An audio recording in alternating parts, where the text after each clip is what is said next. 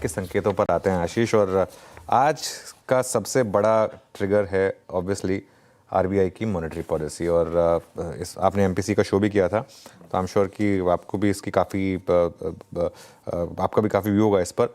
लेकिन एक चीज़ जो मैं पढ़ रहा था, वो पूरा आपका जो एनालिसिस था रेट कट को लेकर, इस बार बाजार जो है वो थोड़ा सा बटा हुआ है।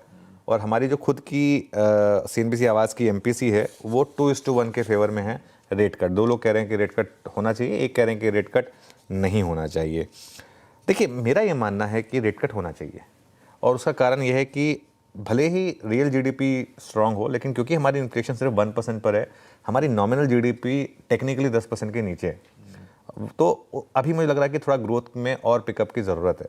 और यहाँ से इन्फ्लेशन अगर थोड़ी पिक हो भी गई तो कोई हमारे लिए सरदर्द नहीं बनेगा बड़ा। 1% पे इन्फ्लेशन और 2 से 2.5% के बीच में अगर हो जाए तो कोई दिक्कत नहीं होगी। तो एक रेट कट की जगह बाकी है मेरे ख्याल से। और गवर्नर साहब ने पिछली बार क्लियरली एक हिंट दिया था, पिछली बार उन्होंने हिंट दिया था, और अभी रिसेंटली भी उन्होंने एक स्टेटमेंट में कहा था कि ग्रोथ अब उनके लिए प्राथमिकता है। और गवर्नर साहब और सरकार दोनों क्लियरली सेम पेज पर हैं, आरबीआई और गवर्नमेंट दोनों सेम पेज पर हैं, और ये क्लियर कट हिंट्स मिल चुके हैं। अच्छा, अगर रेट कट नहीं हुआ तो क्या? मेरे ख्याल से देखिए, इस समय मार्केट के लिए 3 आउटकम है। पहला तो रेट कट, दूसरा है डविश पॉज, कि पॉज हो जाए, लेकिन गवर्नर साहब कहें कि हमने पॉज सिर्फ इसलिए किया क्योंकि अभी हम देखना चाहते हैं, और तो अब ऑलरेडी भी इकोनॉमी ठीक ठाक है, जरूरत पड़ेगी तो हम रेट कट कर देंगे। ये होता है डविश पॉज।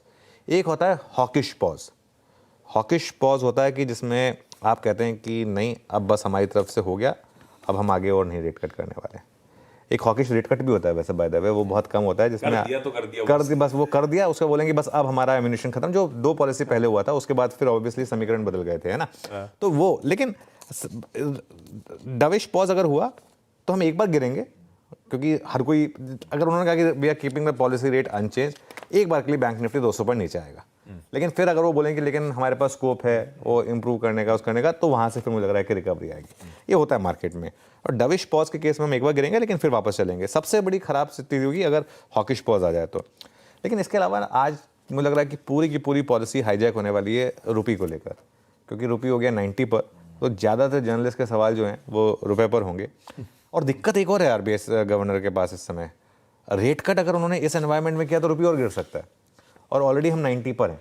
तो अब वो ठीक है 90, कल जिस तरीके से 90.5 तक जाकर हम वापस आए हैं, कहीं ना कहीं एक सेंस बन रही है कि 90 के आसपास, इससे ज़्यादा ऊपर नहीं जाने देना चाहते आप इसको। तो लेट्स वेट एंड वॉच। तो ये आज का सबसे बड़ा क्यू है। इसके अलावा मैं 2 और क्यूज़ पर नज़र रख रहा हूँ आशीष। यूएस जो Russian president Vladimir Putin Bharat की यात्रा पर आ रहे हैं। एक बहुत ही बेकार वायरल मैसेज मार्केट में घूम रहा है, क्योंकि वो पुतिन की विजिट को लेकर कि जब जो पुतिन इंडिया आए, मार्केट ने क्या किया, वो पूरा गलत है, डेटा पूरा गलत है। ऐसे व्हाट्सएप फॉरवर्ड्स पर भरोसा मत किया करिए प्लीज़। और भारत के अच्छे दोस्त हैं Vladimir Putin, Russia is a very good friend of India, और हमें पूरा गर्मजोशी से उनका स्वागत करना चाहिए, जो प्राइम मिनिस्टर मोदी ने किया भी। वो खुद गए उनसे मिलने के लिए ऑब्वियसली। तो काफ़ी सेक्टर्स हैं जिन पर नजर आएगी, जो हमने हेडलाइन में मेंशन भी करे। इसके